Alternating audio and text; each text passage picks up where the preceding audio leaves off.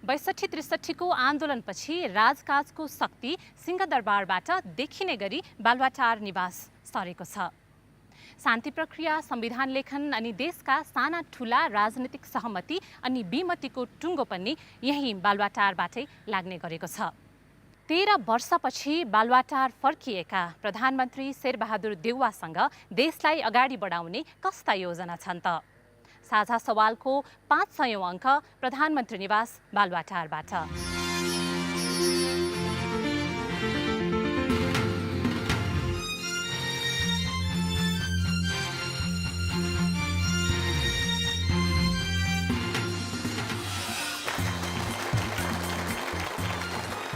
साझा सवालमा विद्या चापागाईको नमस्कार। चौथो पटक प्रधानमन्त्री बनेर देशको शासन सत्ताको बागडोर सम्हालेका प्रधानमन्त्री शेरबहादुर देउवासँग आज हामी बालुवाटार निवासमा बहस गर्दैछौँ। यो बहसमा 65 जना सहभागीहरू पनि हुनुहुन्छ। चौथो पटक प्रधानमन्त्री बनेर बालुवाटार छिर्नु भएको छ।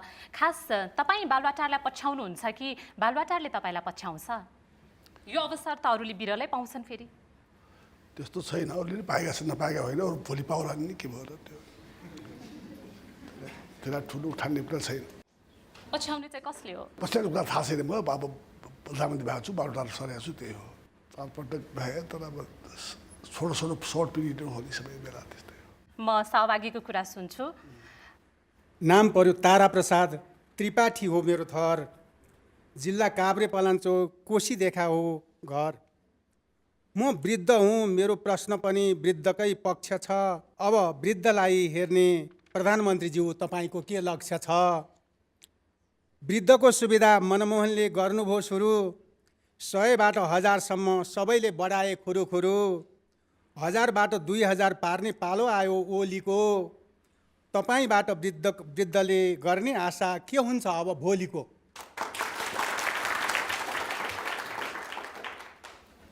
त्यो म पनि बनाउँछु वृद्धहरूलाई राम्रोसँग। के भयो? कति पुर्याउने त? पर्सेन्ट डबल गर्ने मन छ, हेरौँ के हुन्छ। डबल भन्यो भने त 4000 पुग्ने भयो। पेन्सन त्यही 5-6000 ठिकै हो। नेपालको भाउ बढेको छ, महँगी छ। प्रधानमन्त्रीज्यू आफै पनि उमेर हेऱ्यो भनेदेखि 70। काटिसके। यो उमेरमा आइसकेपछि त्यो भावना पनि बुझिन्छ कि? भावना भन्दा पनि के भने वास्तव आवश्यकता पनि हो यहाँ। हस्, म अरू सहभागीको कुरा सुन्छु। निकै धेरै हात उठ्यो। अहिले चाहिँ म त्यहाँ तपाईँको लिन्छु ल, सेतो सर्ट लगाउने सहभागी। हजुर। मेरो नाम सीताराम ठाकुर, घर रौतहट बटहर्वा गाविस। मेरो प्रधानमन्त्रीसँग यो प्रश्न छ कि प्रदेश नम्बर 2 को चुनाव हुन्छ कि हुँदैन? यदि हुन्छ भने त्यहाँका सोझा जनताले न्याय पाउन सकिन्छ, जुन अहिले 2063 को अङ्गीकृत नागरिकतावालाको चपेटामा फँसेका छन्। नमस्कार, म कालु सिंह खत्री रामेछापबाट। राष्ट्रिय जनता पार्टीले सीमाङ्कनलाई अन्तिम विवादको आफ्नो मिलनबिन्दुको अन्तिम विवादको रूपमा राखेको छ र सत्तारूढ सम्पूर्ण दलहरूले संविधान संशोधन पश्चात सम्पूर्ण माग सम्बोधन हुन्छ भनेको छ। भनेपछि एउटा आम नेपालीको हैसियतले मैले के यो विश्वस्त हुन सक्छु? असोज 3 गतेका दिन विराटनगरका मेयर प्रदेश नम्बर 1बाट अर्को प्रदेशमा धकेलिनेछन् र बुटवलका मेयर प्रदेश नम्बर 5बाट अर्को कुनै प्रदेशमा पक्का पुग्नेछन् भन्ने कुरा म विश्वस्त भए हुन्छ त प्रधानमन्त्रीज्यू? असोज 2 गते चुनाव हुने कुरा चाहिँ निश्चित छ। सीमाङ्कन सम्बन्धी कुराको सम्बन्धमा यो संविधान संशोधनको कुरा पार्लियामेन्टमा छ। त्यसमा चाहिँ 2/3 पुर्याउनु पर्छ। 2/3 पुग्नका लागि विपक्षी दल एमाले पार्टीसित कुरा गरेर मलाई विश्वास छ हामी त्यसलाई पास गराउन सक्छौँ।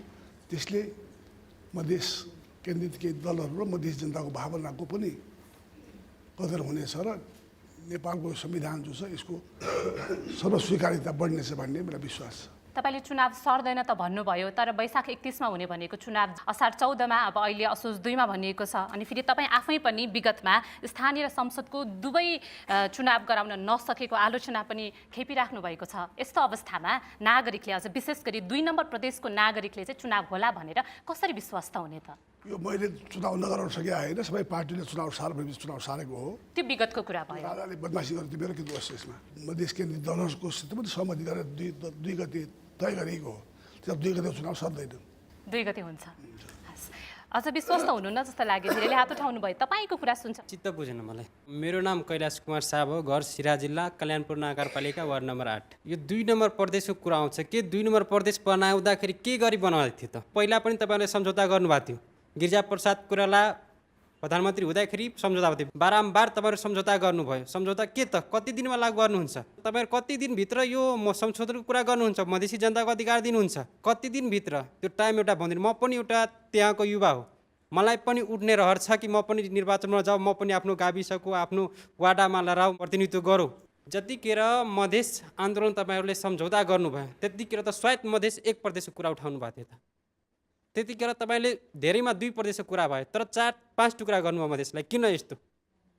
त्यो ठाउँमा त तपाईँले सिन्धुली जोड्न सक्नुहुन्थ्यो, उदयपुर जोड्न सक्नुहुन्थ्यो। अहिले 2 नम्बर प्रदेश काश्मीर भन्छ मान्छे। त्यो ठाउँमा त तपाईँ पहाडी जिल्ला उदयपुर जोड्न सक्नुहुन्थ्यो, सिन्धुली जोड्न सक्नुहुन्थ्यो, हेटौडा जोड्थ्यो, चितवन जोड्थ्यो। किन जोड्नु भएन? किन जोड्नु भन्ने कुराका सम्बन्धमा अब यो मधेसका केन्द्रीय दलहरूले चाहिँ नि को पनि माग अनुसारै भएको छ 2 नम्बर प्रदेश।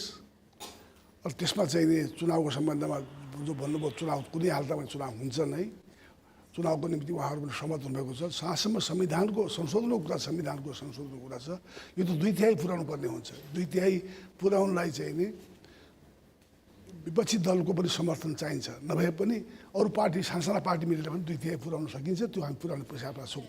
त्यो भएपछि चुनाव हुन्छ। तर तपाईँले भन्नुभयो संविधान संशोधनको लागि विगतका प्रधानमन्त्री प्रचण्डले पनि प्रयास नगरेका होइनन्, उनले पुर्याउन नसकेको 2/3 अब तपाईँले चाहिँ कसरी पुर्याउनुहुन्छ? मैले पनि ग्यारेन्टी गर्छु भनेको होइन, तर प्रयास गर्छु भनेको हो। पुगेन भने त फेरि चुनाव नहोला नि त। अहिले उहाँहरूले त्यही माग राखेर संविधान संशोधनकै माग राखेर उहाँहरूले यो चुनावमा भाग लिनु भएन र असोज 2 को लागि चुनाव सरेको छ। अब त्यो बिचमा फेरि संविधान संशोधन भएन भने त फेरि चुनाव नहोला। भए पनि नभए पनि चुनावमा जाने सहमति भएको हो। संविधान संशोधन नभए पनि असोज 2 मा चुनाव अब 2/3 त कसरी भोटाउनु पर्यो नि, जबरजस्ती गरेर मिल्छ मिल्दैन नि। अहिले के सहमति भएको उसो भए? त्यही भएर 2/3 ल्याउनु सहमति भएको, संशोधन गर्ने प्रयास गर्ने सहमति भएको हो नि। पास हुन्छ भन्ने ग्यारेन्टी छैन नि। मेरो नाम गोविन्द शाह, मेरो घर जनकपुर धाम धनुषा जिल्ला।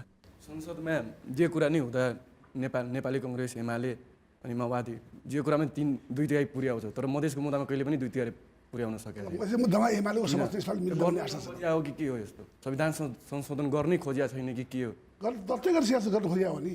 तर विगतमा हुन सकेन, अब फेरि तपाईँ प्रधानमन्त्री हुनुभएको छ, उहाँहरूले नै तपाईँलाई फेरि त्यो कुर्सीमा बस्नको लागि सघाउनु भएको छ। प्रयास त गर्न दिनुहोस् न।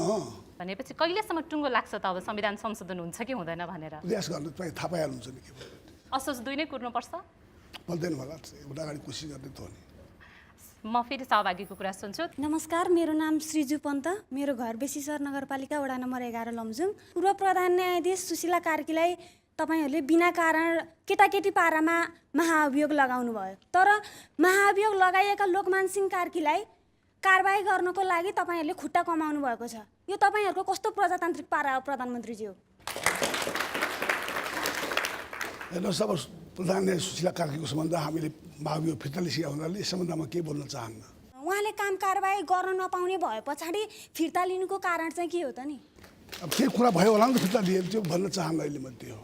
तर फिर्ता लिनुपर्ने महाअभियोग दर्ता चाहिँ किन गरेको? के कुरा थियो गरियो, फिर्ता पनि लियो, के भयो त त्यो? त्यसो भए त्यो आरोप झुट्टा हो? आरोप के कुरा, अब केही भित्र के कुरा हुन्छन् नि।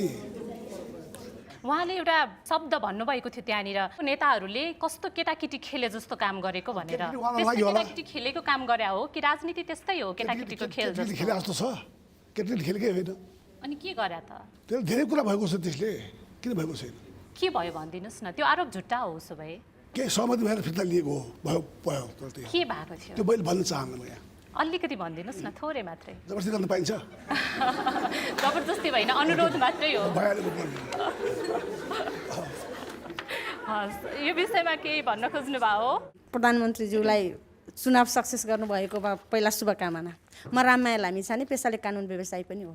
सुशीला कार्कीलाई महाभियोग लगाउँदै गर्दा निवेदकको तर्फबाट निवेदनको मार्फतबाट फिर्ता लिने संवैधानिक व्यवस्था नै छैन। सुशीला कार्कीमाथि लागेको आरोपको बारेमा उहाँले आफ्नो निट एन्ड क्लिनको चिट लिने अवस्था अथवा सुनवाईको मौका पनि सदनमा पाउनु भएन। त्यो संविधानको विपरीत गएर कुन बाध्यात्मक परिस्थिति पर्यो जुन नेपाली काङ्ग्रेसलाई संविधान विपरीत गएर निवेदकलाई निवेदन फिर्ता गरेर फिर्ता लिनुपर्ने बाध्यात्मक परिस्थिति आयो? जानकारी पाउनु पाए राम्रो हुन्थ्यो। मिल्छ भने यसको लागि एन्सर पाऊँ भन्ने अनुरोध। धन्यवाद। संविधान विरोधी हो कि संविधान अनुकूल हो भन्ने कुरा तपाईँले मैले भन्ने कुरा होइन। यो हेर्नुहोस्, संविधान अनुकूल हो भन्ने कुरा त संसदले मानिसकेपछि त हामी को हौँ भन्ने। दुवै महाअभियोग चाहे सुशीला कार्की विरुद्ध लागेको महाअभियोगमा तपाईँहरूको अधिक सक्रियता होस् अथवा लोकमान सिंह कार्कीमाथि लागेको महाअभियोगमा तपाईँहरूको उदासीनता दुवैले काङ्ग्रेसलाई अलिकति अप्ठ्यारो पार्यो भनेर भन्छन् नि। यो चुनावमा त अझै त्यो तड्कारो रूपमा देखिन्छ पनि भनेका छन् धेरैले। चुनाव त्यसको कारणले भयो, चुनावमा केही फरक परेको छैन। चुनावमा धेरै कारणहरू छ, चुनावमा चाहिँ हामी धेरै पछाडि परे पनि छैनौँ। तर महाअभियोगको यो मुद्दाले काङ्ग्रेसको साख चाहिँ अलिकति भए पनि गिरायो भनेर भनेका छन् नि। होइन, त्यस्तो होइन। चुनावमा जितहार भन्ने कुरा हुन्छ, त्यो कुरा होइन नि। उहाँले भन्नुभयो वृद्धहरूले भत्ता दिए भन्यो, त्यो पनि कारण होला, धेरै कारण होला नि। त्यो कारण त्यो मात्रै कारण सुशीला कार्कीको कारण चाहिँ होइन। भनेपछि ज्येष्ठ नागरिकहरूको भोट चाहिँ तपाईँलाई कम गयो। त्यसो भए चाहिँ जित्या ठाउँहरू के भयो नि, हारेको ठाउँ त्यो पनि जित्या ठाउँ के भयो त? होइन, कुनै बेलामा प्रमुख दल सबभन्दा ठुलो दल भनेर भनिएको अब फेरि अहिले ठुलो दल भइरहेको छोड्छ, हेर्दै जानु न। चुनावको रिजल्ट आओस् न, पहिलो नम्बर हुन्छ हाम्रो पार्टी। यो बिचमा महाअभियोगको प्रसङ्ग निस्किहाल्यो। साझा सवालको यही कार्यक्रममा केही समय अगाडि पूर्व प्रधान न्यायाधीश सुशीला कार्की आउनुभएको थियो र न्यायालय र राजनीति जोडिएका केही कुराहरू उहाँले साट्नु भएको थियो। त्यो कार्यक्रमको एउटा सानो अंश चाहिँ म यहाँनिर देखाउन चाहन्छु। न्यायाधीशको नियुक्ति गर्दाखेरि ठुल्ठुला नेताहरूको लिस्टै तपाईँसम्म आइपुग्यो भनेर भन्ने चाहिँ व्यापक चर्चा राख्ने जरुरतै छैन। मैले तपाईँलाई भनिहालेँ, उनीहरूको लिस्ट बोक्ने उनीकै प्रतिनिधि छन्, मलाई किन दिनु पर्यो? बरु मैले उनीसँग लेखकसँग झगडा गरेँ, उनले आएर भने यो त तपाईँले हाम्रो पार्टीका यति मान्छे लिनु भएन भन्नुभयो। के लेखक हो यो? काङ्ग्रेस पार्टीको रमेश लेखक। म त्यति चिन्दिनँ पनि। उहाँ आउनुभयो र उहाँले के भन्नु भने होइन यो त तपाईँले गरिदिनु भएन, मेरो पार्टीमा ठुलो बुमर्याङ आउँछ। मैले भने तपाईँको पार्टीको भर्ती केन्द्र त होइन अदालत, यो त सम्भव नहुने कुरो हो भनेर उहाँलाई मैले बिदा गरेँ। प्रधानमन्त्रीज्यू के भन्नुहुन्छ अब? होइन, मैले अब त्यो लेखलाई सोध्नुपर्छ यो भन्दा उहाँले के भन्नुभयो थाहा पाएन के भन्नुभयो भनेर। अब तर उहाँले भनेको एउटा कुरा बुमर्याङ आउँछ पार्टीमा भनेर भन्नुभयो। त्यो लिस्टबाट न्यायाधीश बनेन भने त्यो कस्तो बुमर्याङ हो, के हो त्यो? थाहा पाएन मैले त्यो के भनेर मैले उहाँलाई सोधेर मात्रै सोध्नुहोस्। पार्टीमा न्यायाधीशहरूको लिस्ट चाहिँ कसले बनाउँछ? पार्टीले बनाउने नै होइन न्यायाधीश लिस्ट। पार्टी त्यही त सोधेको। यहाँ त पूर्व प्रधान न्यायाधीशले नै आउँछ भन्नुभयो भनेपछि कोही न कोही त रहेछ पार्टीमा। पार्टीले बनाउने कामै छैन लिस्ट। तपाईँलाई थाहा नदिने गरी कसले बनाउँदो रहेछ न्यायाधीश बनाउने लिस्ट? पार्टीको भर्ती केन्द्र होइन नि न्यायालय त। तर विगतका भनेको निष्पक्ष भने पार्टीभन्दा बाहिर नै हो, न एमाले हुने न कङ्ग्रेस हुने न कोही हुने। तर विगतमा त उदाहरण छन् नि, न्यायाधीशको शपथ खाने बित्तिकै तुरुन्तै पार्टी कार्यालय पुगेका। त्यो त हामीले त्यो विरोध गरेको छौँ हामीले त। हाम्रो पार्टी कोही आउनु पाउँदैन, आएको पनि छैन। तपाईँहरू स्वतन्त्र न्यायपालिकाको हिमायती भनेर भन्नुहुन्छ, तपाईँले अहिले आफैले पनि अडान लिनुभयो। तर नेताको खल्तीबाट न्यायाधीश बनाउने यस्तै न्यायपालिकाको तपाईँहरूले परिकल्पना गर्नुभयो? कुनै हालत हुँदैन। पार्टीबाट मुक्त हुने हो, पार्टीको चाहिँ काम गर्ने हो न्यायपालिकाले, न्यायाधीशले न्याय गर्ने हो। त्यही त हाम्रो लडाइँ। तर फेरि खुल्लेआम भनिराख्नु भएको छ, यो के हो, यो किन नमिलेको? कुनै पनि हालतमा हाम्रो पार्टीको नीति त्यही हो कि भनेदेखिलाई चाहिँ नि स्वतन्त्र न्यायालय हुनु, कुनै पार्टीको प्रभावभन्दा बाहिर हुनुपर्छ। त्यो पार्टीको निर्णय काम गर्छ नि, उसले पार्टीको भनेअनुसार गर्छ। अनि न्याय कहाँ गयो त? निष्पक्ष न्याय त भएर नि। भनेपछि पूर्व प्रधान न्यायाधीश सुशीला कार्कीले यसै गरी नागरिक समक्ष अगाडि बसेर झुटो बोल्नुभयो होला है? झुटो बोल्नु भनेको छैन मैले भन्नु खोजेको के भनेदेखि हाम्रो पार्टीले त्यो भन्दै भन्दैन। रमेशले भने पनि उहाँलाई सोध्नुला मैले। सोध्नुहुन्छ रमेश लेखकजीलाई? कुरा बुझ्नु न त के तपाईँलाई थाहै नदिई रमेशजीले त्यस्तो गर्नुभयो होला त? विश्वास होइन, रमेशले भन्नु यो त पार्टीबाट मुक्त हुने हो। तर पछिल्लो समयमा काङ्ग्रेस पार्टी चाहिँ देखिएरै नागरिकले थाहा पाउने गरेर नै अदालतसँग अलिकति रुष्ट भएको देखिन्छ नि। अख्तियारको काण्ड, भ्रष्टाचारको काण्ड होस् अथवा अख्तियारको कुरा होस्, कुरै के हो भन्नुहुन्छ भनेदेखि अझै पनि मेरो पार्टीको मान्यता छ, नेपालको आइजिपी बनाउने पूर्ण अधिकार सरकारको हो। हस्तक्षेप गरेको महसुस गरेको छु। महसुस गर्न पाइने, अन्याय भयो भन्न पाइने, कुन देशको संविधानमा छ भन्न पाउने, मान्दिनँ भन्न पाइन्न, आलोचना गर्न पाइन्छ। ठिक भयो भन्नुपर्छ जरुरी छ, अन्याय भयो भन्नु हुँदैन। भनेपछि देशको सर्वोच्च पदमा आसीन हुने तपाईँलाई पनि सर्वोच्च अदालतले गरेको निर्णय चाहिँ अन्याय भयो भन्ने लाग्छ? निर्णय मान्दिनँ भनेको छैन मैले। कसैलाई त अन्याय हुन्छ नि, पछि त हुन्छ नि, एउटा अन्याय हुन्छ एउटालाई त अन्याय हुन्छ, त्यो भन्न पाउने, त्यही भने मैले। नमस्कार प्रधानमन्त्रीज्यू, म चन्दन राज शर्मा, घर जनकपुर धाम। निर्वाचन सारेर के कुराको ठोस समझदारी भयो? मधेस केन्द्रीय केही दलहरूसित कुरा भएर 2 नम्बरको सल्लाह उहाँहरू सल्लाह भएर डेट फिक्स गरियो असोज 2 गते। कारण 3-4 वटा कारण। एउटा कुरा के छ भनेदेखिलाई हामीले चाहिँ नि त्यो केही तह थपेका थियो, सरकारले के निर्णय गरेको थियो, पुँजीले जनसङ्ख्या आधारमा देऊ भन्नु क्या जनसङ्ख्या बढी छ मध्य पाहाडभन्दा बढाइदिनु पऱ्यो भनेर हामीले बढाइदिएका हौँ तर सर्वोच्च अदालतले स्टे दिएपछि त्यो बढाउने कुरा रोकियो रोकिया हुनाले सर्वोच्च अदालतको निर्णय पनि पुरा आइसक्छ त्यो बेलासम्म त्यसपछि चाहिँ सजिलो हुन्छ भन्ने हिसाबले उहाँहरूको सम्मति भएर गरिएको हो म फेरि सहभागीको कुरा सुन्छु रातो साडी लगाउने पछाडि ल म सीता घिमिरे टोखा नगरपालिका 11 अहिले तपाईँको नेतृत्वमा गठन भएको मन्त्रीमण्डलमा महिला सहभागिता छैन तपाईँको सोचाइ महिलालाई फुलमाला मात्रै पहिरा राख्ने हो कि कार्यकारिणी अधिकार महिलालाई दिने हो कहिलेसम्म हामीले प्रथम महिला प्रधानमन्त्री भएको देख्न पाउँछौँ धन्यवाद महिलाहरू मन्त्रीमण्डलमा आउँछन् नआउने अब आउँछन् अब भर्खर त सानो मन्त्रीमण्डल छ पछि हामी बढाउँछौँ त्यसमा महिलाहरू हुन्छन् सहभागिता हुन्छन् महिला प्रधानमन्त्री नहुने कोला नेपालमा कहाँ छ महिला राष्ट्रपति भइसक्यो महिला प्रधान न्यायाधीश भइसक्यो सभामुख भइसक्यो महिला नेपालमा सबभन्दा बढी महिला आएका 33% महिलालाई आरक्षण छ अहिले मेयर उपमेयरमा एकजना महिला अनिवार्य छ गाउँपालिकामा पनि एकजना महिला मेयर उपमेयर अनिवार्य छ कुन देशमा छ यो संसारको कुनै देशमा छ एउटा पद दिनुपर्ने महिलालाई 33% महिला रिजर्भ हुनुपर्ने कहीँ दुनियाँमा छ मेयर उपमेयरमा हुन त सबैमा महिलाहरू छन् चाहिँ तर तपाईँहरूले चाहिँ महिलाहरूलाई फेरि उपमेयरमा लगेर मात्र थन्काइदिनु भएको छ टिकट दिने हिसाब नै हेऱ्यो भने पनि महिला पनि दिएको छ कि दिएको छैन तर कति ठिक हो पहिलो चरणको चुनावमा जम्मा 13 जना महिलाले मेयरको उम्मेदवारी टिकट पाए नेपाली काङ्ग्रेस भोलि दिनमा बढ्नु सक्छ त के प्रधान न्यायाधीश मैले अहिले भर्खर भयो प्रधान न्यायाधीश मैले हुन् राष्ट्रपति महिला नै हुन् सभामुख मैले हुन् नि त उहाँको प्रश्नै त्यही छ फेरि तपाईँ बस्नुभएको त्यो पदमा प्रधानमन्त्री पदमा चाहिँ महिलाहरू कहिले पुग्छन् त्यो कुर्सी महिलाहरूको लागि कहिले खाली हुन्छ भनेर सोध्नु भएको छ उहाँले भइहाल्छ नि किन हुने त्यो कहिले होला महिला अब म त ज्योतिष भएर नि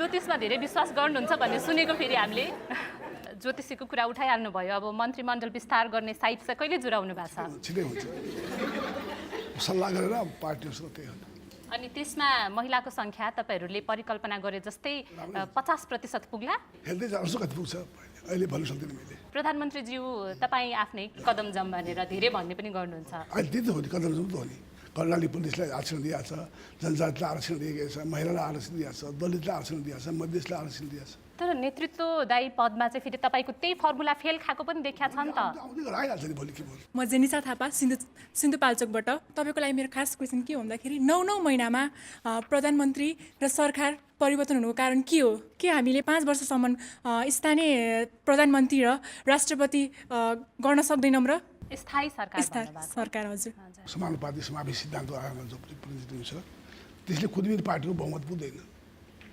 भोलिका दिनमा पनि त्यो सम्भावना छ जब कसै पार्टीको एउटा सिङ्गल पार्टी बहुमत पुग्दैन भने त्यहाँ चाहिँ नि चेन्ज अफ गभर्मेन्ट भइरहन सक्दछ तर यो अहिलेको चेन्ज भनेर सहमतिले भएको हो यसमा चाहिँ त्यो होइन कम्तीमा 5 वर्षसम्म एउटै प्रधानमन्त्रीले काम गर्ने त्यो दिन चाहिँ कहिले आउला तपाईँकै म बालुवाटार निवासको पछाडिपट्टि एउटा कोठाभित्र बसिरहेको थिएँ वरिपरि सबै प्रधानमन्त्रीहरूको फोटोले ढाकिएको अब त ठाउँ पनि देखेको छैन मैले अर्को प्रधानमन्त्रीको राख्ने सिंहदरबारमा त्यस्तै छ यस्तै फोटोहरू कति महिनामा हामीले झुन्डाइराख्ने नेपालमा त्यस्तो आओस् भोलिका दिनमा हामी सबै लागु हुनु के भयो कति युरोपियन देशमा पनि संयुक्त सरकारले चलेका छन् तर त्यो स्थायी रूपले चल्छ यहाँ पनि भोलि त्यो स्थायी हुनसक्छ संयुक्त सरकार पनि के भयो मेरो नाम मुकुन्द थपलिया काठमाडौँको धापासीबाट राष्ट्रपति वा कार्यकारी प्रधानमन्त्री चाहिँ जनताबाट चुनिने व्यवस्था गरेर के हुन्छ प्रधानमन्त्रीज्यू भनेर प्रश्न गर्न चाहन्छु हस् त धन्यवाद प्रधानमन्त्री अथवा राष्ट्रपति प्रत्यक्षबाट चुनियो भनेदेखिलाई उसलाई काम गर्न सजिलो हुन्छ उसलाई उसमाथि केही हुँदैन भने त्यो एउटा प्रश्न तर नेपाल चाहिँ यो पार्लियामेन्ट्री सिस्टममा गइसकेको छ राष्ट्रपति सिस्टममा छैन मधेस छ पहाड छ जनजाति छ आदिवासी छ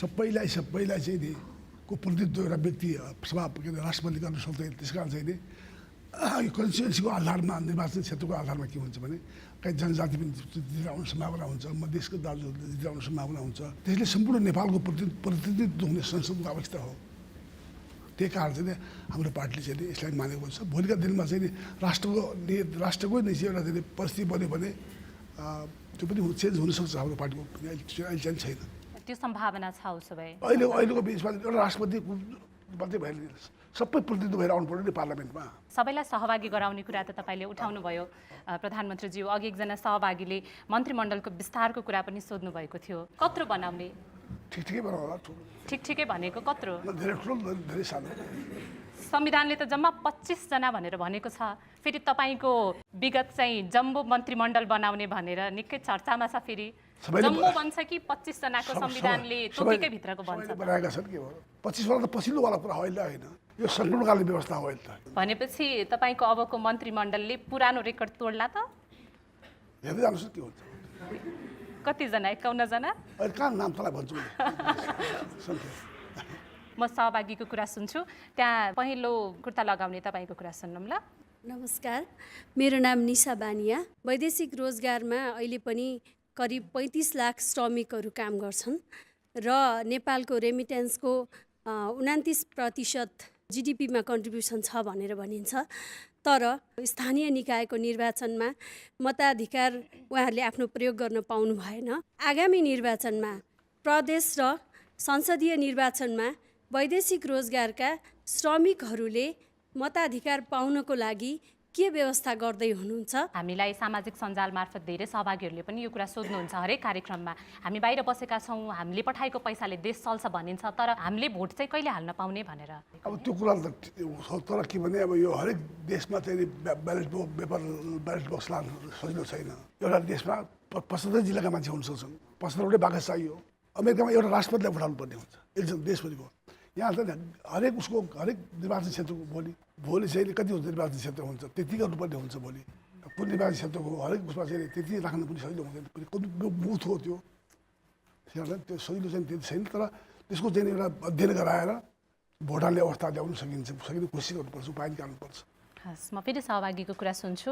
नमस्ते, मेरो नाम उषा किरण, मेरो घर चाहिँ दैलेख, म त्रिचन्द्रको विद्यार्थी। म आफै दलित भएको कारणले गर्दा प्रधानमन्त्रीको ज्यूको क्याबिनेटमा दलितहरूको कुनै सहभागिता छैन। दलितहरूलाई उत्पीडित र दोस्रो दर्जाको नागरिकमा बाँचिरहेका छन्। दलितको कुरा गर्नु, दलितको निम्ति त धेरै कुराहरू भएका छन्, भोलि पनि हुन्छन्।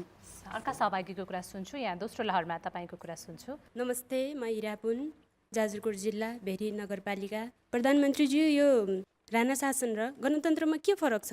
यो गणतन्त्रबाट जनताले के पाए? राज्यबाट हेपिएको मेरो जिल्ला जाजरकोटले के पायो? विकास खासै मेरो जिल्लामा भएको जस्तो म देख्दिनँ। बाटोघाटो सदरमुकाम बाहेक भित्रभित्र गएको छैन।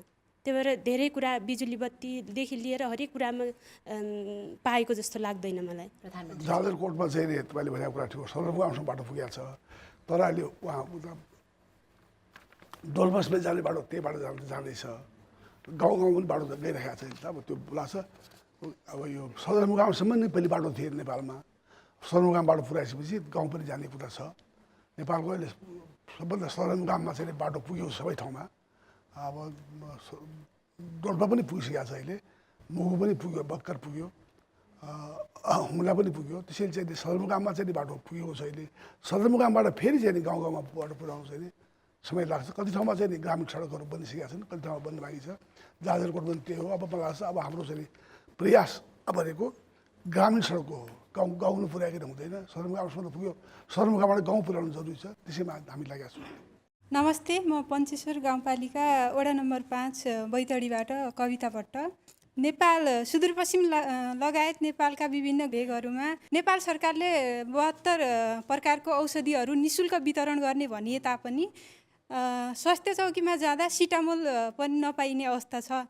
यसका साथै सुदूरपश्चिमका प्राय ग्रामीण भेगका युवाहरू रोजगारीको लागि भारत जाने र फर्किँदा HIV एड्स जस्ता प्राणघातक रोगबाट सङ्क्रमित हुने र यो अवस्था बढ्दो रहेको छ। र यसलाई नियन्त्रण गर्नु र स्वास्थ्य समस्यालाई समाधान गर्नु र जनताको स्वास्थ्य प्रवर्धनका लागि के कस्ता नीति तथा कार्यक्रमहरू सञ्चालन गर्नुभएको छ? धन्यवाद।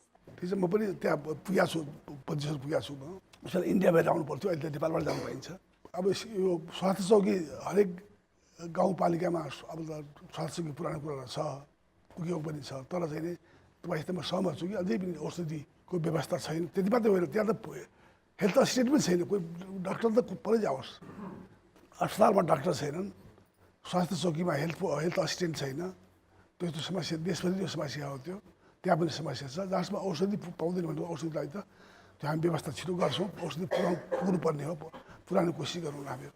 कसरी सुनिश्चित गर्ने? अब भनौँ न, निःशुल्क भनिएका औषधिहरू नजिकैको अर्को मेडिकलमा गयो भनेदेखि त्यहाँ बेचिरहेको पाइन्छ। तपाईँले आफैले भन्नुभयो डाक्टरहरू बस्दैनन्। समस्या स्वास्थ्य चौकी नहुनु होइन, समस्या त अन्यत्र रहेछ भनेपछि त्यो समस्या सम्बोधन गर्नको लागि प्रधानमन्त्री भइसकेपछि तपाईँका केही योजनाहरू त छन् होला नि? त्यहाँ के छ भने अब डाक्टरहरू पनि के छ, अब त्यो टाढा छ, त्यहाँ मान्छे सबै बस जानै चाहँदैन। समस्या उहाँलाई बरु बढी इन्सेन्टिभ दिएर हुन्छ कि केही बरु अरू चाहिँ प्रोत्साहित कसरी गर्ने के भनेर जानुहुन्छ, नभए चाहिँ अब यो कम्पलसरी पालो पालो 6 महिना लागि भए पनि, 1 वर्ष लागि भए पनि गइदिनु पर्ने, अध्यात्म व्यवस्था गर्ने, के गर्ने, त्यस्तै हेल्थ चौकी, स्वास्थ्य चौकीको पनि त्यही अवस्था छ। त्यसै कारण चाहिँ समस्या चाहिँ एउटा छ, यो चाहिँ यो देशभरिकै समस्या हो। अब समस्या फेरि उहाँले भने जस्तो स्वास्थ्यमा मात्र होइन, शिक्षामा पनि उस्तै छ। अब हामी गाउँ गाउँ पुग्दाखेरि विद्यार्थीहरू के भन्छन्, स्कुलमा टिचरहरूले, शिक्षकहरूले चाहिँ चिट चोराउन बरु सिकाएका उदाहरणहरू धेरै रहेछन्। भनेपछि चिट चोर्न सिकाउने शिक्षकहरू एकातिर हुन्छन् भने अर्कोतिर राजनैतिक दलका झन्डा बोकेर हिँड्ने पनि शिक्षकै हुन्छन् फेरि। अनि तिनले कहिले पढाउने, त्यहाँबाट पढेर आएका विद्यार्थीहरूले कस्तो शिक्षा पाउने र अनि चिट चोराउने कुरा चाहिँ कसैले उचित मान्दैन। हेर्नुहोस्, त्यस्तो चोराउनेहरूलाई कारवाही गर्न पनि हामी पछि तयार हुनुपर्छ र साथसाथै चाहिँ पार्टीको झन्डा बोक्नुपर्छ भन्ने छैन। टिचरहरूले चाहिँ त्यस्तो चाहिँ छैन। बोक्न त बोक्छन् फेरि, कसैले बोकेर त त्यस्तो चाहिँ छैन। शिक्षकहरू विद्यालयमा भेटिँदैनन्, स्वास्थ्य कर्मीहरू स्वास्थ्य चौकीमा अथवा अस्पतालमा भेटिँदैनन् भनेपछि खोजी गर्न चाहिँ कहाँ जाने त?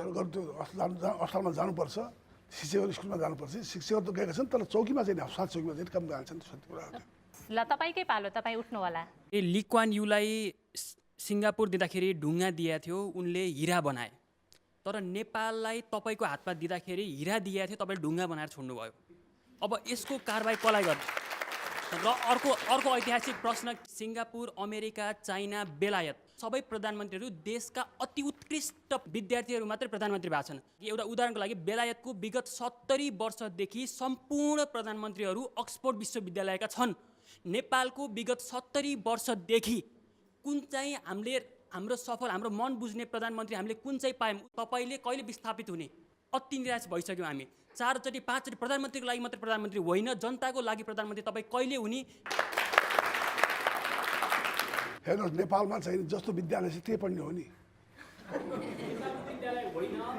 हेर्नुहोस्, तपाईँले बर्त बोल्दै हुनुहुन्छ। तपाईँ रिसको कुरा होइन नि। कहाँबाट ल्याउने? मैले अक्सफोर्ड कहाँबाट ल्याउने? अक्सफोर्ड विद्यालय नेपालमा त्रिपुल विद्या कहाँबाट अक्सफोर्ड विद्यालय ल्याउने? यहाँ त्यसमा अक्सफोर्ड पढाएको ज्ञान नेपालमा प्राइभेट स्कुल पाउने। उहाँले इङ्गित गर्नुभएको छ युवाहरूले अथवा देशको लागि सोच्ने प्रधानमन्त्री चाहिँ हाम्रो देशले कहिले पाउँछ र हाम्रो देशले विकासको गति कहिले लिन्छ भन्ने चाहिँ उहाँको प्रश्नको आशय। तपाईँले चाहँदै भन्ने कुरा त होइन नि। तपाईँले चाहे जस्तो बन्नुपर्छ भने के छ यहाँ? तपाईँले को अक्सफोर्ड पढाएको को पढाउँछ नेपालमा? अक्सफोर्ड तपाईँको इच्छा, तपाईँ व्यक्ति हो नि। जनताको इच्छा अनुसार भाउ प्राइभेटमा आऊ। म तपाईँको इच्छा अनुसार नहुँ। म जनताले चुनाव मलाई, त्यो जनताले चुनाव होइन मलाई। पार्लियामेन्टमा बहुमत पाएको होइन, बहुमत पाएको मान्छे होइन रे, अनि को तपाईँ हुने त? तर यसले एउटा प्रश्नले चाहिँ नागरिकहरू साँच्चै नै निराश छन् त्यो पदबाट, प्रधानमन्त्री पदबाट र उनीहरूले गरेका कामबाट। विगतमा भएका जति पनि कामहरू भए, प्रधानमन्त्रीले गरेका कामहरू, नेपालमा धेरै कामहरू भएका छन्। के काम भएको छैन? यहाँ बाटो बनेको छ, विकसित भइरहेको छ। त किन विकसित भइरहेको छ? तपाईँ जनप्रतिनिधि हो भन्नुहुन्छ आफूलाई, यो चाहिँ उहाँको प्रश्नको सही उत्तर दिनुपर्छ। प्रधानमन्त्रीज्यू, कहाँबाट एक्सपोर्ट ल्याउने नेपालमा ल्याउने? यो चाहिँ खास जनताको निराशा बोलिरहेको छ जस्तो लाग्दैछ। हजुर, मैले बुझाएको छैन। म सुशीला चौधरी दाङ। मैले प्रधानमन्त्रीज्यूलाई के निवेदन गर्न चाहन्छु भने आफ्नो कार्यकालमा के गर्नु हुँदैछ 1 2 3 भनेर भनिदिनुहोस्। सत्यनिर्माण आयोग तथा बेपत्ता आयोग बनाउनु भएको छ, फेरि पनि आयोगले काम गर्न दिइराखेको छैन। हामीलाई पर्याप्त रूपमा कानुन भएन भनिरहेको छ, त्यो कानुन तपाईँहरूले कहिले पारित गर्नुहुन्छ? राम्रो प्रश्न गर्नुभयो तपाईँले। यो चाहिँ तपाईँलाई थाहा छ नेपाल कस्तो ठुलो चाहिँ द्वन्द्वमा पीडित थियो। नेपाल रक्तपात भएको थियो, हत्या हिंसा भएको थियो। अहिले शान्ति, नेपाल अहिले कमसेकम शान्ति प्रक्रियामा नेपाल अगाडि बढिरहेको छ। जहाँसम्म यो के अरे यो सत्य निरूपण आयोगको चाहिँ बेपत्ता आयोगको कुरा छ, मानवता विरुद्धका अपराधहरूलाई चाहिँ माफी दिने छैन, माफी दिइँदैन। अरू त्यही सम्बन्ध, त्यही कुराको सम्बन्धमा कानुन, त्यो 83 ले कानुन ड्राफ्ट गरेको छ, पार्लियामेन्टमा पास हुन्छ छिटै। नागरिकमा निराशा छाएको चाहिँ देखियो प्रष्ट रूपमा। प्रधानमन्त्रीज्यूलाई कस्तो लाग्छ? यो संविधानको कार्यान्वयन सबभन्दा प्राथमिकता हो अहिले। त्यसको लागि 3टा चुनाव जरुरी छ।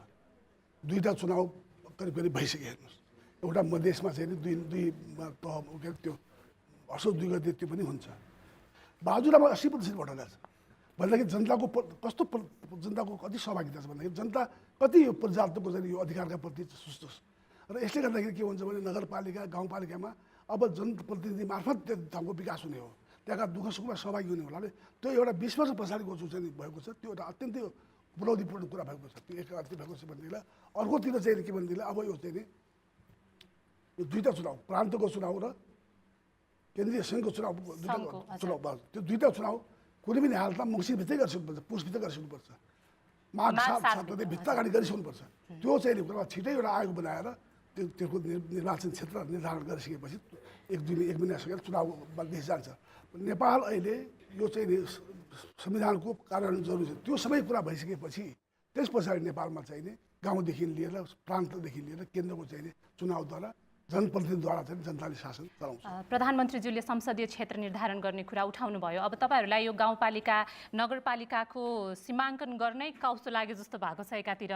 अब यो निर्वाचन संसदीय क्षेत्र निर्धारण गर्नको लागि पनि सङ्घको लागि गर्नु पर्यो 165 संसदीय क्षेत्र, अनि त्यसै गरी प्रदेशको लागि त्यसको दोब्बर 330 संसदीय क्षेत्र निर्धारण गर्नु पर्यो। तपाईँले भने जस्तै चुनाव गर्ने हो भने त त्यसको लागि अहिलेदेखि प्रक्रिया सुरु गर्नुपर्छ भनेपछि सङ्घको चुनाव कहिले होला अनि प्रदेशको चुनाव कहिले होला? मतलब मङ्सिरभित्रै भन्छु म त, पुसभित्र हुन्छ। मङ्सिरभित्र दुईटै चुनाव के भयो, एक साल पनि हुन सक्छ नि, हुने कुरा के छ। तर चुनाव हुने आधार के छ त? असोज दुईकै चुनावको लागि धेरैजनाले प्रश्न उठाउनु भएको छ, शङ्का उपशङ्का गर्नुभएको छ। अब माघ 7 भित्र फेरि दुईवटा तपाईँले त अझ मङ्सिरमै गरी भ्याउँछौँ भन्नुभएको छ, अझ एकैचोटि। यो चुनाव हुँदैन भने त्यो होइन चुनाव हो, यो नगरपालिका चुनाव हुँदैन भने त्यसैले गाउँपालिका कहाँ हुन्छ भने चुनाव भयो नि, अहिले पनि भइहाल्यो नि। नेपालमा चुनाव हुन्छ र भन्ने चल्नै हो त। विश्वस्त हुनुहुन्छ, ढुक्क हुनुहुन्छ। चुनाव भइरहेको छ त, किन हुँदैन, भइहाल्छ नि। हस्, म सहभागीको कुरा सुन्छु। तपाईँको लिएँ ल मैले दोस्रो लहरमा। तपाईँको गिरिया जिल्ला डडेलधुरा, तर हामी सुदूरपश्चिम नागरिकले हाम्रो क्षेत्रको मान्छे प्रधानमन्त्री भयो भने गर्व मात्रै गर्ने कि हामीले विकासको स्वाद पनि चाख्न पाउने? हस्, धन्यवाद। अब फेरि आरोप चाहिँ के लाग्छ भने प्रधानमन्त्रीज्यू सुदूरपश्चिम भएको भएर सुदूरपश्चिम मात्रै हेर्नुभयो, अन्त चाहिँ हेर्नु भएन भनेर भन्ने आरोप पनि फेरि उस्तै लाग्छ प्रधानमन्त्रीज्यूलाई। सुदूरपश्चिम अन्त हेर्दै भन्छ, तपाईँ के भन्दै हुनुहुन्छ? सत्य कुरो चाहिँ के हो प्रधानमन्त्रीज्यू? त्यहाँ बाटै थिएन, अहिले बल्ल बल्ल मुस्किलले चाहिँ सदरमुकामसम्म बाटो पुगेको छ। सदरमुकाबाट गाउँ जाने बाटो सुरु भइरहेको छ। या त पहिले इन्डियामा जानु पर्थ्यो, सुदूरपश्चिम जाँदाखेरि नेपालको बाटो इन्डियामा जानु पर्थ्यो, अहिले नेपाल टु नेपाल जानु पाइयो। काम भएको छ त। तर विकास सुस्त भयो जस्तो लाग्दैन प्रधानमन्त्रीज्यूलाई? सुस्त अहिले अगाडि बढिरहेको छ, द्रुतगतिमा बढिरहेको छ। बिचमा द्वन्द्व भयो नै भयो नि त, कहाँबाट हुने भने बल्ल यता चाहिँ शान्ति प्रक्रिया अगाडि बढिरहेको छ। तपाईँ चाहिँ सन्तुष्ट हुनुहुन्छ यो विकासको गतिले? को सन्तुष्ट छ यहाँ, अब के गर्ने भएको छैन। नागरिकहरू मात्र निराश होइनन्, तपाईँ आफै पनि निराश हुनुहुन्छ? सबै निराश शब्द प्रयोग गर्न चाहन्न म, उत्साह बढ्दै छु। सुधार नागरिकहरू निराश छैनन्, काम भइरहेको छ, सुधार्नु पर्ने देख्नु भएको अझ अगाडि बढ्छ। अब ग्रामीण सडक बन्दैछ, त्यहाँ गाउँ सडक बनेपछि मात्रै किसानहरूले त्यहाँको उत्पादन चाहिँ बेच्न पाउँछ, गाउँमै बेच्न पाउँछ। नभए डोकोमा बेचेर चाहिँ ल्याएर चाहिँ सदरमुकाममा ल्याउने, मार्केटमा ल्याउने कुरा गाह्रो छ नि। त्यसै कारण अहिले ग्रामीण सडक नै सबभन्दा आवश्यक छ। नेपाल त पहाडको देश हो नि त, मधेसमा जता बाटो बलिगाडी चल्छ, कम चल्छ, पहाडमा त गाडी रोडै छैन, पृथ्वी बोक्ने अहिले ठाउँ ठाउँमा त्यस्तो अवस्था छ। त्यस कारण चाहिँ पहाडको चाहिँ 2/3 पहाड भएको हुनाले त्यहाँ रोडै आवश्यकता छ। रोड, बिजुली जरुरी छ, खानेपानी जरुरी छ, त्यो अहिले भइरहेको छ। अब त्यो गाउँसम्म सडक, गाउँमा सडक पुगेपछि पुगिरहेको छ, वास्तवमा पुगेपछि चाहिँ त्यो विकास अगाडि बढ्छ भन्ने आशा हो। म फेरि सहभागीको कुरा सुन्छु। नमस्कार, मेरो नाम सम्पदा पन्त, म रामग्राम नगरपालिका 3 नवलपरासी जिल्लाबाट। मेरो प्रश्न चाहिँ मुगली नारायणघाट खण्डको जुन बनाउ सडकलाई भत्काएर 2 वर्षदेखि हामी सबैजना अलपत्रमै परेका छौँ। कयौँ मान्छेले ज्यान पनि गुमाएका छन् र यस्तो असहज अवस्थालाई कसरी समाधान गर्छु त भन्नु नै हुन्छ होइन। अब हामी कसरी आशावादी रहने कि अब यो चाहिँ हुन्छ नै भनेर कसरी हामी विश्वास गर्ने? प्रधानमन्त्रीज्यू त्यो बाटो हिँड्न मौका मिला छ? धेरै पनि हिँड्न सकेको छैन। मुगली नारायणघाट पर्खिनु पर्या छैन होला प्रधानमन्त्रीज्यूलाई त त्यसरी? मुगली नारायणघाट सडक चाहिँ जहिले पनि पहिरो आउने ठाउँ हो, त्यो पहिरो आइरहन्छ, धेरै भयो पहिरो आइरहन्छ। त्यहाँ चाहिँ अब यो पहिरो थाप्ने कुराको लागि चाहिँ नि अब के भन्ने, अब यो वाल ठुल्ठुलो वाल राखेर वृक्षारोपणको बाहेक उपाय देख्दैन। उहाँले दुर्घटनाको कुरा उठाउनु भयो। त्यही बाटोमा यो विस्तार सुरु भए यता जम्मा 36 किलोमिटरको बाटो बनाउने क्रममा चाहिँ 47 जनाले ज्यान गुमाइसकेका छन्, 18 जना बेपत्ता भएका छन्, अरू धेरै घाइते पनि छन्। अझ कतिजनाले ज्यान गुमाउनु पर्छ त्यो बाटो बनिसक्दाखेरिसम्म? कहिले बन्ला त बाटो? उहाँहरूले त दिएको समयभित्र हामी सक्दैनौँ भनेर भनिसक्नु भएको छ। पैसा थप्दिउँला, बाटो छिटो बनाउनुपर्छ, त्यही हो। थप्ने आफै हेर्छु, लाइफलाइन त्यही हो, उपाय छैन। ठेकदारहरूले आफूले पाएको समयभित्र हामी अहिले दिन चाहिँ सक्दैनौँ बाटो भनेर उहाँहरूले भनिसक्नु भएको छ। अब के हुन्छ? अब यो ठेकदारले सक्दैन भने हाम्रो के लाग्छ भने फेरि गर्न भन्नु पऱ्यो नि। नभए ठेका क्यान्सल गर्नुपर्ने होला के हुन्छ थाहा छैन। त्यो मैले क्यान्सल गर्न चाहने भने होइन मैले, तर ठेकदारले आफ्नो टाइममा पुऱ्याउनु पऱ्यो बाटो त। नभए पुऱ्याउनु पर्छ नभए औखला दिनुपर्छ। पहिले बुझेर मात्रै भन्नु सोचेँ मैले अहिले। त्यो पहिरो नियन्त्रण गर्नको लागि त सरकारले के गर्छ होला गर्नुपर्छ, गर्छ, म पनि गराउँछु ल लाग्छु। हस्, धन्यवाद। म सहभागीको कुरा सुन्छु, त्यहाँ दोस्रो लहरमा तपाईँको कुरा सुने। मेरो छोरा 12 वर्षको छोरा छ। उसले के भन्छ भनेदेखि मम्मी म भोलि पर्सि गएर प्रधानमन्त्री हुन्छु है भन्छ उसले। बारम्बार एउटै कुरा भन्छ उसले। अनि हामी यस्तै बाटोमा भाडाका गाडीहरू कुरिरहेको हुन्छौँ, अनि खाली गाडी आउँछन्। उसले के भन्छ भने म भविष्यको प्रधानमन्त्री, यो गाडीले मलाई नरोकिकन गयो हेर्नुहोस् त मम्मी भनेर भन्छ उसले। अनि त्यसमा तिमीले के देखेछौ त्यसको प्रधानमन्त्रीमा भन्दाखेरि उसले चाहिँ के भन्छ भने हेर्नुहोस् न मम्मी चिल्लो गाडीमा जान पाइन्छ, अगाडि पछाडि मजाले गाडी राख्न पाइन्छ, त्यहाँ गएपछि टन्न पैसा कमाइन्छ, ए1 घरमा बसी के छ उसको दिमागमा के छ कुनै उहाँका कि गर्वका साथ भन्छौ म प्रधानमन्त्री हो, म भविष्यको प्रधानमन्त्री भन्छ। प्रधानमन्त्री हुन्छ हुन्छ ल।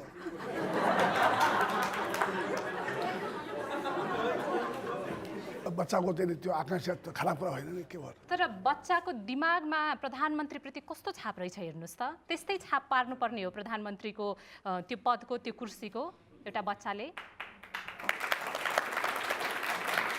बच्चाले प्रधानमन्त्री हुन चाहन्छु भन्यो भने के बिग्रियो त? तपाईँको छोराको चाहिँ इन्ट्रेस्ट जो छ त्यो गराउनुहोस् कि प्रधानमन्त्री हुन चाहन्छ भने त्यो चिल्लै गाडी सही त के भयो त? खराब चिल्लो गाडीमा चढ्ने इच्छा राख्नु खराब हो?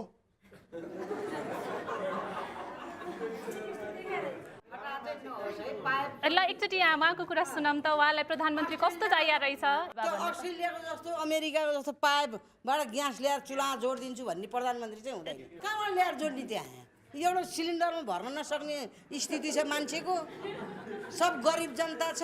नेतालाई मन्त्रीलाई पो त्यस्तो चाहिँ सबै पाइप जोड्न पुग्ला। हामी जस्तो सर्वसाधारण बिहान बेलुका खाना नपाउनेले कहाँबाट पाउँछ त्यो पाइप जोड्न? तपाईँको नाम भन्नु न। ललिता खकुराल, म टोखा नगरपालिका 8 नम्बर वडा बस्छु। तपाईँलाई चाहिँ कस्तो प्रधानमन्त्री चाहिएको त? अब एकदम राम्रो, सबैको गरिबको चाहिँ दुःख पीरहरू बुझ्ने, त्यस्तो फटे कुरा बोलेर जनतालाई झुक्क्याएर 2 दिन बालुवा छरेर हुँदैन। जनताको आँखा तिखो भइसक्यो, अब जनता बाठा भइसके। प्रधानमन्त्रीलाई चित्त बुझे जस्तो छ। झुटा बोल्ने के त्यस्तो सामान बाल्ने मैले, त्यस्तो झुटा सामान बाल्ने। प्रधानमन्त्रीहरू यो नेताहरू त अलिक झुट्टा फाटे बोल्छन्। शेरबहादुर देउवाजी प्रधानमन्त्रीज्यू जनतासित कस्तो कुरा गर्नुहुन्छ? झुटा बोल्न आउँदै आउँदैन के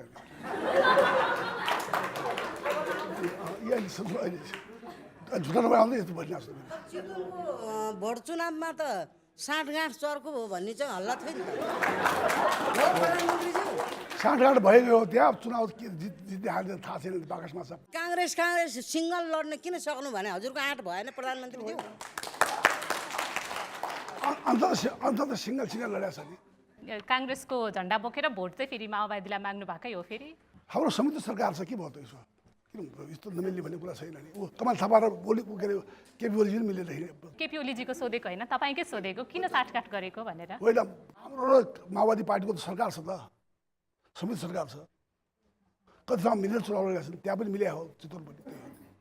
भनेपछि अब संसदीय चुनावमा पनि तपाईँहरू यसरी जाने, प्रदेशको सङ्घको चुनावमा पनि यसै गरी जाने हो? त्यो चाहिँ अहिले पनि भन्नु सक्दैन के हुन्छ पछि कुरा पछि। हस्, म सहभागीको कुरा सुन्छु। मेरो नाम कान्छा गुरुङ हो। मेरो गाउँ चाङ्गु नारायण रातधादीको नजिकै भएर पनि हालसम्म एउटा मोटरसाइकल गुड्ने सडकसम्म राम्रो छैन। अहिले त्यो जस्तै अब यो साखु जाने बाटो हेर्नुहोस् त, यहाँ चाबेलदेखि हिल्लामे छ, हामी त्यही बाटो आएको अहिले। नागरिकहरूसँग आशा त्यति ठुलो छैन, सानो सानो छ। मेरो गाउँको बाटो बनोस्, मेरो अस्पताल, मेरो नजिकैको अस्पतालमा चाहिँ डाक्टरहरू आउन्, स्वास्थ्यकर्मी आउन्, विद्यालयमा शिक्षकले राम्रो पढाइदियोस्। नागरिकका यी ससाना आशा अपेक्षाहरू पनि पुरा गर्न रोड विभागलाई जिल्लालाई पैसा दिएको छ, त्यहाँबाट काम भइरहेको होला। तर ढिलासुस्ती चाहिँ अति ढिलासुस्ती किन हुने? बजेटै कार्यान्वयन हुँदैन समस्या बस्यो। त्यो के चाहिँ भने बजेटै चाहिँ खर्च हुँदैन, पैसा समस्या। बजेट खर्च हुँदैन, खर्च गरे अनुसारको काम पनि हुँदैन, प्रगति हुँदैन भनेर भन्नुभयो। अब कसरी सुधार्ने त त्यसलाई? अब त्यो त्यही हो कुरा। अब यो सबभन्दा बाटो त अति आवश्यक कुरा हो, खानेपानी आवश्यक कुरा हो, त्यो हुनुपर्ने हो। त्यो पनि अब हेरौँ धेरै भावना छैन प्राइभेट। यहाँ थुप्रै जिल्लाका सहभागीहरू हुनुहुन्छ। टाढा टाढाको कुरा त परको कुरा होइन, यहीँ नजिकै वरिपरि रिङ रोड तपाईँहरूकै वरपर घुमेको छ, त्यही पनि ढिलासुस्तीको नमुना बनिसक्यो। 4 वर्षभन्दा धेरै लागिसक्यो हेर्नुहोस् त। धेरै भएको छैन, म बुझ्छु भनिसकेँ त। प्रधानमन्त्री नभए पनि तपाईँहरूकै संयुक्त सरकार थियो फेरि सोध्न त तपाईँलाई मिल्ने हो नि। नमस्कार, मेरो नाम शर्मिला सुनार, रामेछाप उमाकुण्ड गाउँपालिकाबाट। भूकम्प गएको 2 वर्ष भइसक्यो। आजसम्म पनि ती सोझा साझा गरिब जनताहरू ती चिसो ठाउँमा पनि आजसम्म ती कटेजहरूमा टहरोहरूमा बस्नु परेको छ। उनीहरूलाई कहिले चाहिँ त्यो स्थायी घरभित्र बस्न सक्छन्? भूकम्प पीडितको चाहिँ कामहरू चाहिँ नि अगाडि राम्रोसँग बढिया छ। रामेछापको कुरा भन्नुभयो, म बुझेर कुरा भन्न सक्छु मैले। कति ठाउँमा चाहिँ विकट ठाउँमा चाहिँ समस्या अझै पनि आएको छ। रामेछाप पनि विकट ठाउँ त छ त्यहाँ, कति ठाउँमा त वास्तवमा गाह्रो पनि छ त्यहाँ। त्यसपछि हामी हेरौँ। प्रधानमन्त्रीज्यूलाई एउटा कुरा सोध्न मन लाग्यो, नागरिकको दुःखमा दुख्ने मन हुँदैन प्रधानमन्त्रीको अथवा नेताको? अवश्य हुन्छ, किन हुँदैन? किन दुःख लाग्छ नि? तर दुख्छ भने त भुइँचालो गएको यतिका वर्ष भइसक्यो, नागरिकहरू अझै टहरोमा छन्। 3 वर्ष बर्खामा बिताइसके टहरोमै नागरिक। भनिसकेँ तपाईँले लागिरहेको छ। म त भर्खर प्रधानमन्त्री 3-4 महिना भएको छैन, 2 महिना म लाग्छु त भनिसकेँ तपाईँले। तर तपाईँ पहिला संयुक्त सरकारमै हुनुहुन्थ्यो र फेरि एउटा प्रमुख पार्टीको तपाईँ नेतृत्वदायी पदमा हुनुहुन्थ्यो। जहाँसम्म मलाई खबर थियो त बनाउनु भइरहेको छ भनेर भएको छैन भने म हेर्छु भनिसकेँ त मैले। 15 गतेसम्म 3 किस्ता पाएको परिवारको सङ्ख्या जम्मा 1903। बुझ्नुला ठिक छ। 5 लाख परिवारहरू विस्थापित भएका छन्। के योजना बनिराखेको छ यो भूइँचालो प्रभावित? हाम्रो भुइँचालो अहिले के अरे त्यो त्यसको चाहिँ भूकम्प पीडित एउटा रिकन्स्ट्रक्सन कमिटी बनाएको छ, त्यसको अध्यक्ष हुनुहुन्छ, उहाँलाई बोलाएर कुरा गर्छु के छिटो गरेर भनेर भन्छु। कति महिना सरकारमा बस्ने अब? तपाईँलाई के लाग्छ भन्नुहोस् न। प्रधानमन्त्रीज्यू स्वयं यही हुनुहुन्छ, प्रधानमन्त्रीज्यूकै मुखबाट सुनौँ भनेर। चुनावसम्म मैले हेर्ने हो, चुनावपछि कस्तो हुन्छ, चुनावपछिको रिजल्ट त्यो हुन्छ, त्यही आधारमा गर्ने हो। नमस्ते, मेरो नाम सुरुचि पन्त, म पर्साबाट हुँ। हजुरले जसरी अब चुनाव गराउनुहुन्छ होइन, हामी पढ्ने स्टुडेन्टहरूलाई चाहिँ धेरै गाह्रो हुन्छ क्या, किनभने हामीले कलेजहरू छोडेर हामी भोट हाल्न जान्छौँ होइन। उता गएपछि चाहिँ चुनाव सरिदिन्छ, सरेपछि हाम्रो स्टुडेन्टहरूलाई पनि गाह्रो। अनि त्यसपछि यहाँबाट बाहिर गयो, विदेश गर्न पढ्न गयो, त्यसपछि उताबाट यता पैसा आउँछ, यता आयो, यता बिजोक नेपालको के छ भने उता रोड भत्किया छ, उता यो छ, उता त्यो छ, हडताल छ, यता छ उता, यो सबै कहिले सप्रिन्छ क्या? हजुर, चुनाव सक्दैन, चुनाव भोट आउनुहोस् नि कुरा। यहाँ राम्रो रोजगारी नभएर विदेश सबैजना हाम्रो साथीहरू जान्छन्, हामीले उनीहरूलाई पनि सोध्छौँ कि नजाऊ न, किन हाम्रो आफ्नै यस्तो धरती तिमीहरू छोडेर तिमीहरू बाहिर जान्छौ भन्दा उनीहरूले के भन्छ भने के छ यो नेपालमा, उतापट्टि रोड भत्किया छ, उता त्यो छ, अनि हडताल भन्यो, त्यो भन्यो अनि गरेर केही पनि छैन नेपालमा भन्छन् क्या उनीहरू। अनि उनीहरू बाहिर जान्छन् भनेपछि हाम्रो साथीभाइहरूलाई कहिले हामीले फिर्ता ल्याउन सक्छौँ त? के अरे बाहिरबाट कहिले हाम्रो भाइ बहिनीहरू विदेश गएर पढ्दिनँ, म नेपालमै बसेर पढ्छु, नेपालको लागि हामी आफै गर्छौँ, कहिले त्यो हाम्रो आँट्छन् जुट्छन् क्या? त्यो चाहियो कि हजुरबाट हामीले एन्सर।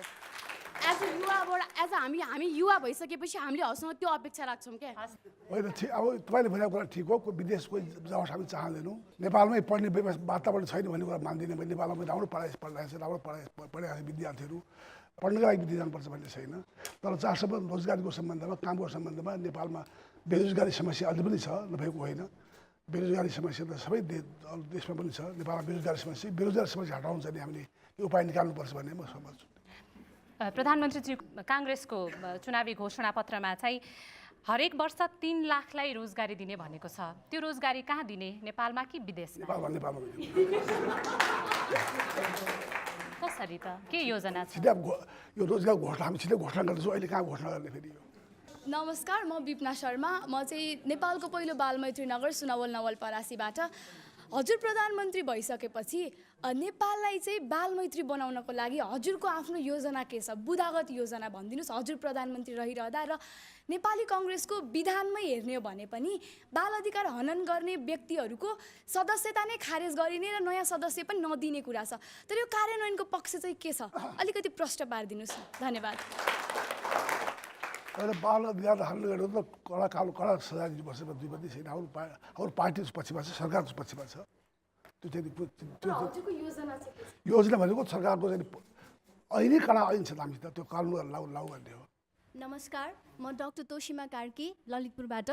सर्वोच्च अदालतले डाक्टर गोविन्द केसीका सम्पूर्ण सम्झौताहरूलाई कानुनी मान्यता दिइसकेको अवस्थामा अझै पनि ती सम्झौताहरू कार्यान्वयन नभएको कारणले डाक्टर गोविन्द केसीले यही असाढ 31 गतेको अल्टिमेटम दिएर फेरि पनि अनसनमा जान्छु भनेर यहाँलाई चिठी लेखिसक्नु भएको छ। मेरो प्रश्न प्रधानमन्त्रीज्यूलाई, तपाईँले त्यो चिठी पाउनु भयो कि भएन, र चिठी पाइसक्नु भएको भए अहिले 14 दिन मात्र बाँकी रहेको अवस्थामा तपाईँ अहिले भर्खरै म झुटो बोल्दिनँ भन्ने प्रधानमन्त्रीज्यूलाई म सोध्न चाहन्छु, फेरि पनि प्रतिबद्धता र कटिबद्धतामै सीमित हुनुहुन्छ कि त्यसलाई अक्षरशः लागू गरेर देखाउनुहुनेछ?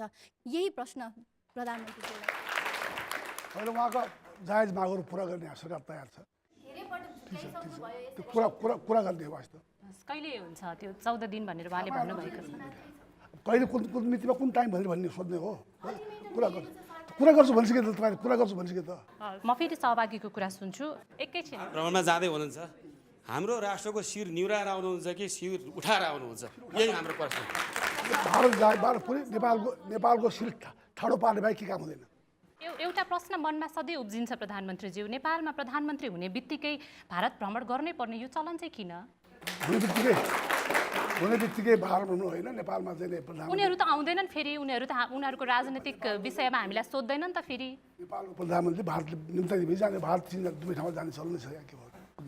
किन हो त्यो चलन चलाएको खासमा? जहाँ निम्ता त्यहाँ जाने हो नि। निम्ता अन्तबाट पनि त आउँदो हो नि त। आफै जाने त पनि जाने। तर विशेष गरी भारत भ्रमणलाई लिएर चाहिँ नागरिकहरूले सधैँ शङ्काको दृष्टिले हेर्छन्, अलिकति संशय हुन्छ, चित्त बुझ्दैन नागरिकहरूको, मन दुख्छ, किन होला? चित्त बुझ्ने किसिमले आउँछ, फर्केर होला नि त, के भयो? छिमेकी राष्ट्रका प्रति त्यस्तो कहिलेकाहीँ भावना हुन्छ नि, के भयो?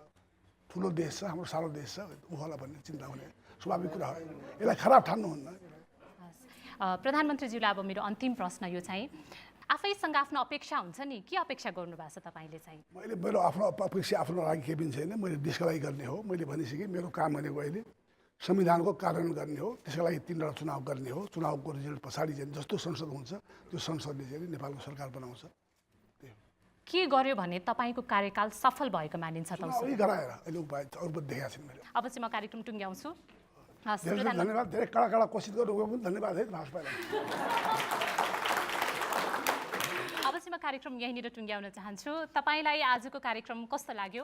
आफ्ना सुझाव अनि प्रतिक्रिया दिन सक्नुहुन्छ। अनि तपाईँ यो बहसलाई सामाजिक सञ्जाल मार्फत पनि निरन्तरता दिन सक्नुहुन्छ। हामीलाई सम्पर्क गर्ने हाम्रो ठेगाना हो कार्यक्रम साझा सवाल, BBC नेपाली सेवा, post box number 672 Kathmandu Nepal. त्यसै गरी तपाईँ हामीलाई इमेलमा nepali.letters@bbc.co.uk मा पनि आफ्ना विचार अनि प्रतिक्रिया दिन सक्नुहुन्छ भने तपाईँ हामीलाई सामाजिक सञ्जालमा फेसबुक, ट्विटर, युट्युब अनि इन्स्टाग्राममा BBC साझा सवाल लेखेर खोज्न सक्नुहुन्छ। आजको कार्यक्रममा सहभागी हुनुभएकोमा प्रधानमन्त्री शेरबहादुर देउवा सहित तपाईँ सम्पूर्ण सहभागी अनि दर्शक र श्रोता सबैलाई धेरै धन्यवाद। कार्यक्रमबाट आजका लागि हामी सबैलाई बिदा दिनुहोस्। नमस्कार।